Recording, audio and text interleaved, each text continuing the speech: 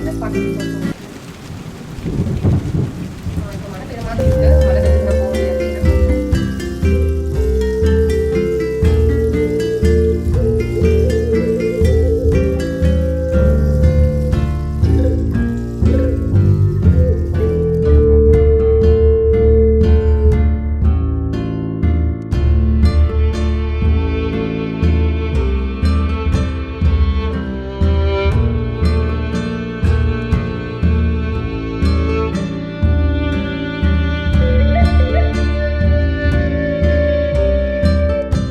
ஹைதராபாத்லேயே ஒரு ஃபேமஸான ஸ்பாட் தான் விசிட் பண்ண போகிறோம்.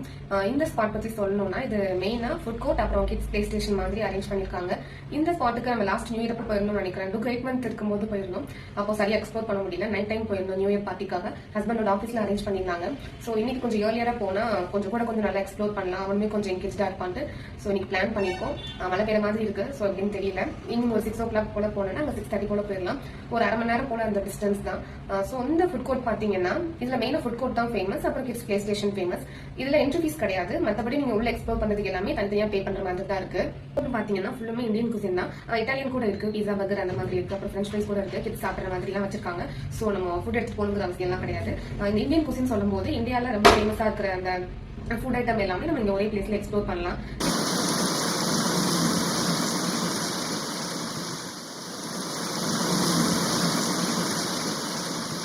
இது அன்றைக்கி டே மார்னிங்லேருந்து ஷூட் பண்ணது. டீ பவுடர் காலியாச்சு. ஸோ அதுதான் அகெயின் ரீஃபில் பண்ணி வச்சிட்டோன்னா ஒரு 20 days கிட்ட வரும். இப்போ ஒன் டைம் தான் குடிக்கிறதுனால 20 days கிட்ட வரும். சண்டேனாலே கொஞ்சம் லேட்டாக தான் எந்திக்கிறது. அப்போ ஒரு நாள் தான் ஹஸ்பண்ட்க்கு லீவு. ஸோ அதனால இன்னைக்கு கொஞ்சம் லேட்டாக தான் இருந்துச்சோம். அதனால் குயிக்காக பண்ணுற மாதிரி வெஜிடபிள் மேகி, அப்புறம் டுக்குக்கு வந்துட்டு கேரட் தோசை, கேரட் அப்புறம் கார்லிக் அப்புறம் கொஞ்சமாக பெருங்காயம் இது மிக்சியில் நல்லா கிரைண்ட் பண்ணிவிட்டு பாயில் பண்ண கேரட்டு இதை கிரைண்ட் பண்ணிவிட்டு அதில் இருக்கிற பியூரி மட்டும் எடுத்து நம்ம நார்மல் தோசை மாவில் மிக்ஸ் பண்ணி மினி தோசை மாதிரி பண்ணி கொடுத்தா சாப்பிட்ருவான். ஸோ அதுதான் பண்ணிகிட்டு இருந்தேன்.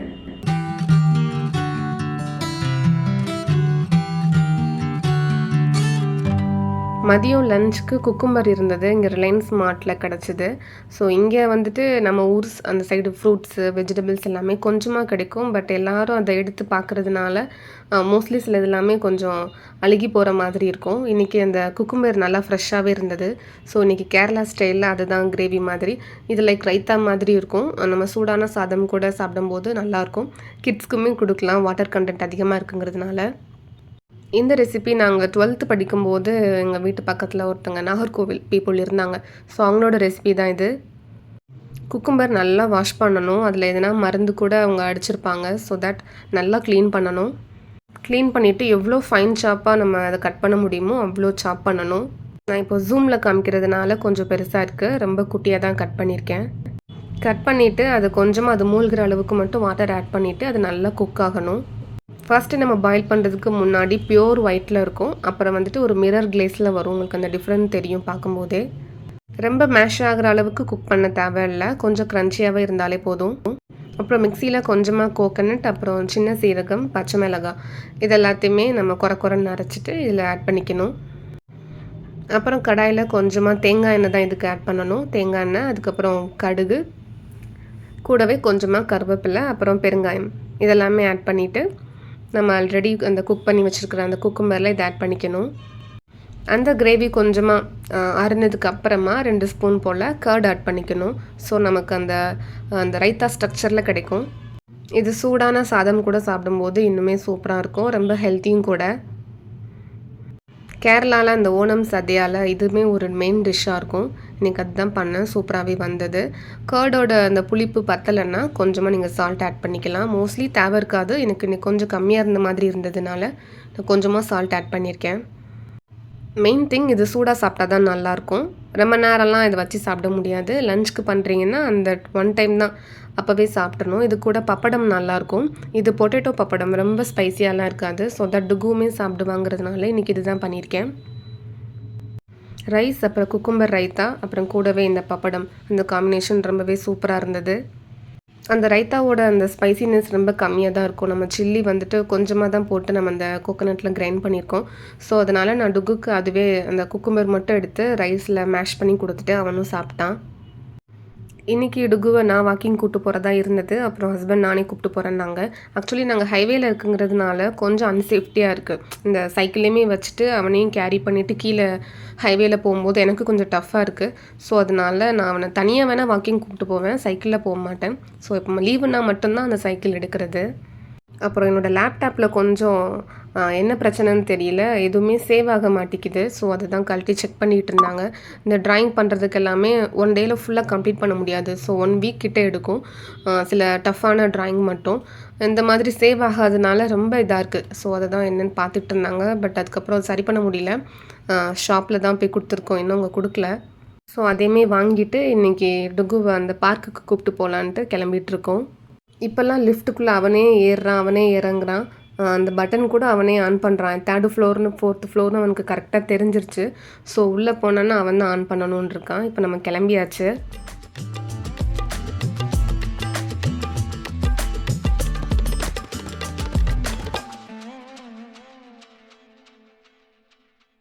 போகிற வழி ஃபுல்லுமே நல்லா க்ரீனிஷாக இருக்கும். நான் கொஞ்சம் கிளிப் தான் எடுத்தேன். அந்த என்டையர் த்ரூ அவுட் அந்த ரோடு ஃபுல்லுமே நல்லா க்ரீனிஷாக இருக்கும்.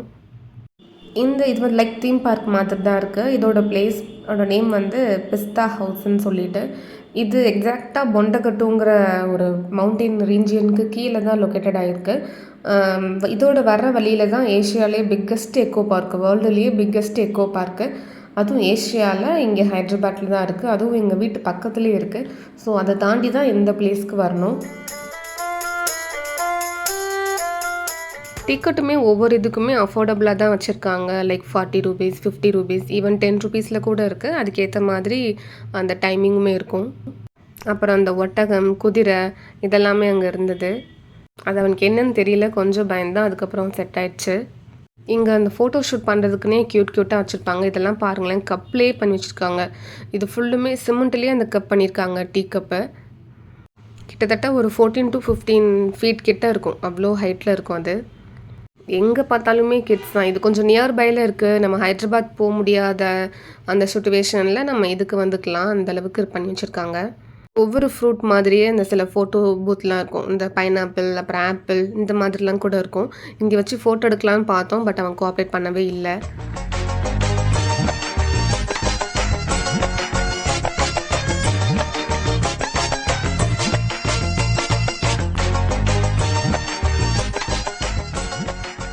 அப்புறம் அங்கங்கே சின்ன ஃபவுண்டைன் மாதிரி இருக்கும். அப்புறம் நார்மலாக அந்த செடியெலாம் வச்சுருக்கிற அந்த பாட்டெலாம் பார்த்திங்கனாலே கொஞ்சம் இன்னோவேட்டிவாக இருக்கும். நம்ம கால் மேலே கால் போட்டு அதுக்கு மேலே அந்த பாட்டு இருக்கிற மாதிரி இருக்கும். டிஃப்ரெண்ட்டாக இருக்கும். இப்போது நீங்கள் பார்க்குறது எல்லாமே ஒரு சின்ன அதுக்குள்ளேயே ஹோட்டல் மாதிரி பில்ட் பண்ணியிருக்காங்க, ரெஸ்டாரண்ட் மாதிரி. நம்ம ஃபேமிலியாக போய் சாப்பிடும்போது நமக்குன்னு தனியாக ஒரு வீடு செட்டப்பில் இருக்கும். அதுலேயே பெரிய டைனிங் கூட இருக்குது. ஒரு சின்ன மினி ரெசார்ட் மாதிரி இருக்கும். பார்க்குறதுக்கே அழகாக இருந்தது. ப்ரீ வெட்டிங் ஃபோட்டோ ஷூட் கூட இருக்குது. பட் அதுக்கு நம்ம தனியாக பே பண்ணிவிட்டு வரணும். நம்ம அந்த பல்கான அந்த டிஎஸ்எல்ஆர் கேமராலாம் எடுத்துகிட்டு வரும்போது அதுக்குன்னு தனியாக பே பண்ணுற மாதிரி இருக்குது. பட் அதுவுமே காஸ்ட் எஃபெக்டிவாக தான் இருக்குது. அப்புறம் பக்கத்தில் ஒரு ஐஸ்கிரீம் ஷாப் இருந்தது. அதில் அந்த கார் ஷேப்பில், பைக் ஷேப்லலாம் அந்த சேர் மாதிரி இருந்தது. அதில் உட்கார வச்சு ஃபோட்டோ எடுக்கலான்னு பார்த்தா அவன் எதுலேயுமே உட்காரவே இல்லை.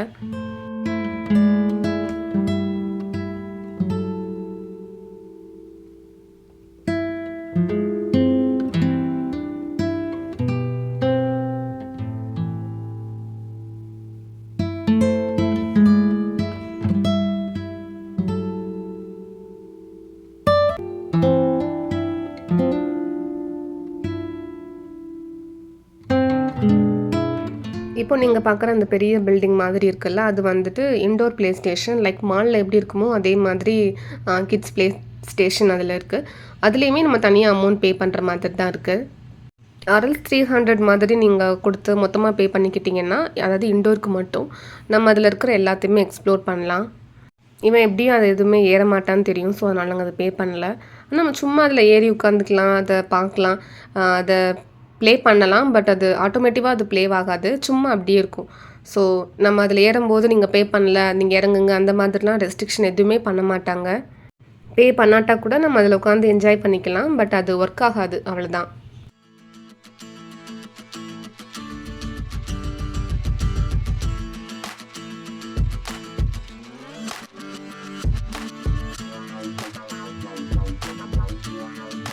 ஈவினிங் 7 ஆச்சு. பட் இன்னுமே அந்த அவ்வளவா இருட்டல. ஸோ அதனால கூட கொஞ்சம் நேரம் இருந்துட்டு போலான்னு தான் நெனச்சோம்.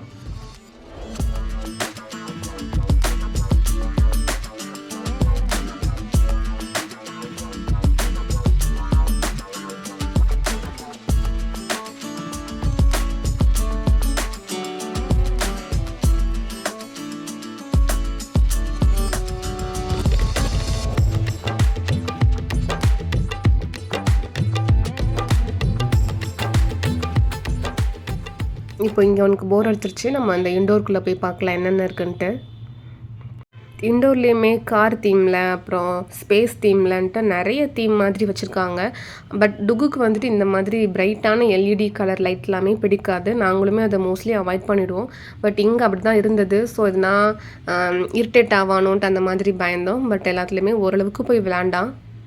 கிட்ஸ்க்கு கலர் கலர் எல்இடிலாம் ரொம்ப பிரைட்டாக அவங்களுக்கு காமிக்கக்கூடாது. அவங்க ஐசைட்டுக்குமே அது கொஞ்சம் ஹார்ம்ஃபுல் தான். ஃபஸ்ட்டு எல்லாத்தையும் போயிட்டு ஒரு ரவுண்ட் என்னென்ன இருக்குதுன்னு பார்த்துட்டு அதுக்கப்புறம் ஒன்று ஒன்றா எக்ஸ்ப்ளோர் பண்ணால். இந்த மாதிரி பிளேஸ்க்கு அடிக்கடி வந்தாங்கன்னா அவங்க நல்லாவே எங்கேஜாக இருப்பாங்க. நம்மளை தொந்தரவு பண்ண மாட்டாங்க. பட் நாங்கள் எப்போமாவது தான் வர்றோம். அந்த சுச்சுவேஷன் அப்படி இருக்குது. கொஞ்சம் லாங் டிஸ்டன்ஸில் இருக்கிறதுனால எப்போவாது தான் வர முடியும். ஸோ இந்த டைம் போன டைம் கம்பேர் பண்ணும்போது இந்த டைம் கொஞ்சம் என்ஜாய் பண்ண மாதிரி தான் எங்களுக்கு ஃபீல் ஆச்சு.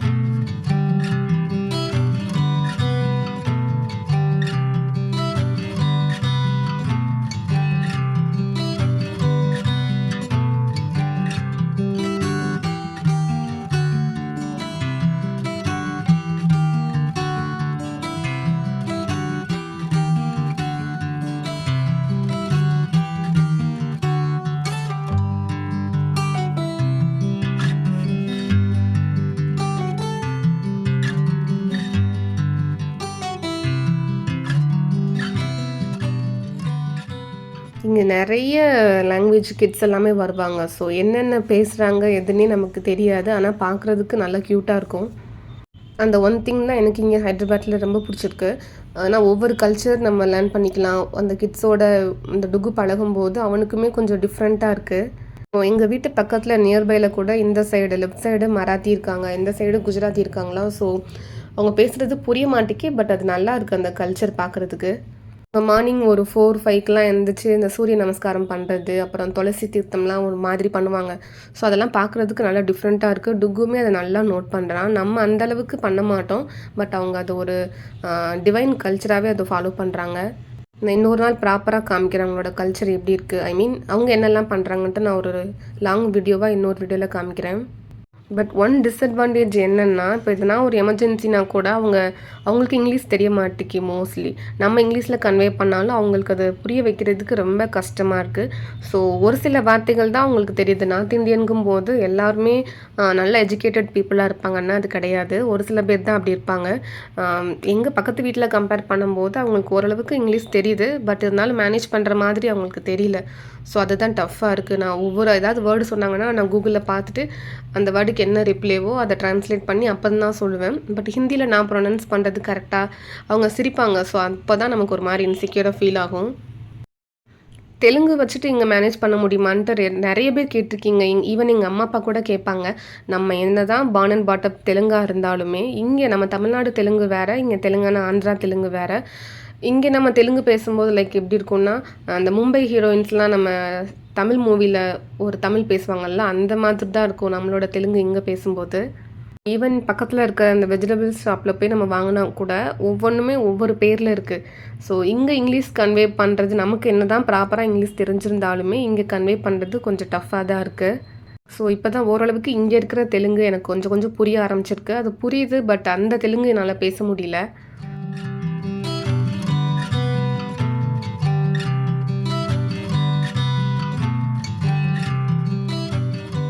நெக்ஸ்ட்டு ஏதாவது ஒரு வீடியோவில் ஃபுல் ப்ராப்பராக இங்கே இருக்கிற தெலுங்கு நம்ம அதை பேசி நம்ம ஒரு சேலஞ்சாகவே எடுத்து பண்ணலான் இருக்கேன். இது என்னோடய சிஸ்டர் கூட ஒரு சேலஞ்ச் பண்ணியிருந்தா, அந்த தெலுங்கில் நீ ஃபுல் வீடியோ பண்ணுன்ட்டு. அது எப்போ நடக்கும்னு தெரில, பட் நம்ம கண்டிப்பாக ஒரு வீடியோ பண்ணலாம்.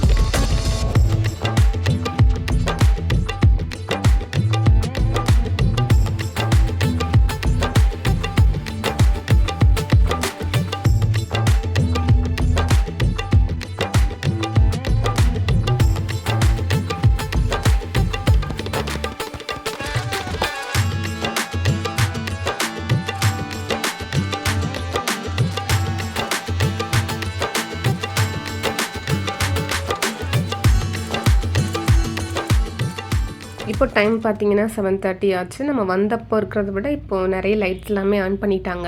இவ்வளோ லைட் செட்டப் இருக்குது. ஆனால் அதுக்கு நம்ம அந்த ஃபீஸ் பார்த்தீங்கன்னா ஃப்ரீ தான். நம்ம உள்ள என்ட்ரி டிக்கெட் வந்து ஃப்ரீ தான். இது எப்படி அவங்களுக்கு கட்டுப்படி ஆகுதுன்னு தெரியல.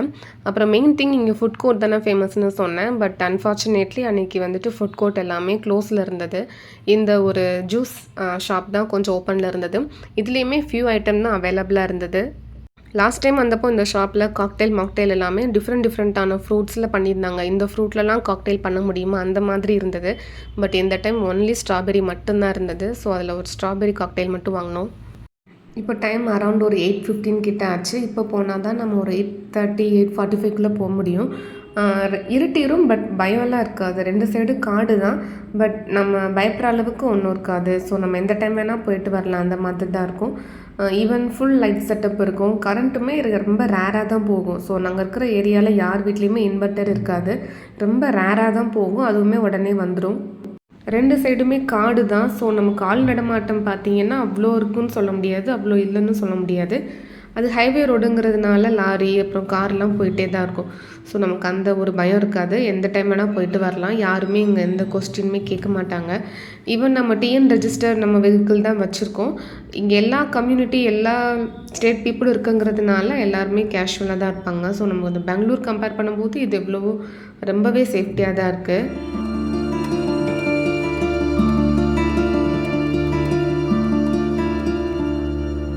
டின்னருக்கு வீட்டு பக்கத்துலேயே ஒரு ரெஸ்டாரண்ட் மாதிரி தான்.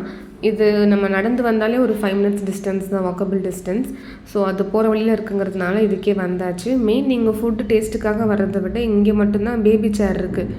ஸோ அந்த சேர் இருந்தால் தான் நாங்கள் கொஞ்சம் ஃப்ரீயாக சாப்பிட முடியும். அவனுமே அதில் கொஞ்சம் சமத்தாக இருப்பான். மற்ற இதில் கம்பேர் பண்ணும்போது கொஞ்சம் சேட்டெல்லாம் பயங்கரமாக இருக்கும். அதனால தான் இங்கே வர்றது.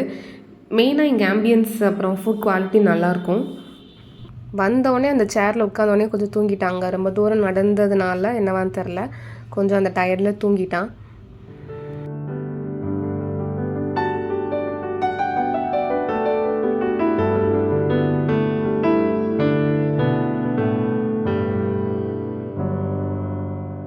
என்ன என்ன ஐட்டங்களும்.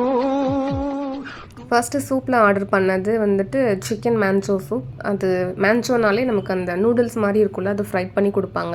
ஸோ நம்ம அதை சூப்பில் சோப் பண்ணி வச்சு சாப்பிட்ற மாதிரி இருக்கும். அதுக்கு பேர் தான் மேன்சோ சூப்புன்ட்டு. இதில் நமக்கு வெஜ் கூட அவைலபிளாக இருக்குது. அப்புறம் ஸ்டார்டருக்கு வந்துட்டு பேபிகார்ன் பெரி பெரின்ட்டு. இது இங்கே சூப்பராக இருக்கும். நம்ம ஊரில் பெரி பெரிங்கும் போது அது டிஃப்ரெண்ட்டாக பண்ணுறாங்க, பட் இங்கே நல்லாயிருக்கும். ஆனால் என்ன, ரொம்ப சில்லிஸ் இருக்கும். குடமிளகா ஓகே, பட் நார்மல் அந்த க்ரீன் சில்லியே நம்ம இருக்கிற மெயின் இன்க்ரீடியண்ட்டை விட ரொம்ப அதிகமாக இருக்கும். அப்புறம் மெயின் கோர்ஸ்க்கு ஒரு சிங்கிள் பிரியாணி. இங்கே சிங்கிள்னு வாங்கினாலே நீங்கள் 3 பேர் சாப்பிட்லாம். ஸோ சிங்கிள் பிரியாணி தான் வாங்கியிருந்தோம். இது சிக்கன் 65 சிங்கிள் பிரியாணி. இதுவுமே டேஸ்ட்டு நல்லா இருந்தது. அண்ட் தென் டெசர்ட்க்கு இங்கே ரொம்ப ஃபேமஸ், இந்த தெலுங்கானாவில் ரொம்ப ஃபேமஸ் கதுக்கா கீருன்னு சொல்லிட்டு, இது பூசணிக்காய் வச்சு பண்ணுவாங்க. ஸோ அது சாப்பிடும்போது கரெக்டாக இருந்துச்சுட்டா, அவனுக்கும் கொஞ்சமாக கொடுத்தேன், ஏன்னா சில்லாக இருந்தது. ஸோ இந்த வீடியோ இதோட முடிச்சுக்கிறேன். நம்ம நெக்ஸ்ட் வீடியோவில் மீட் பண்ணலாம். தேங்க்யூ.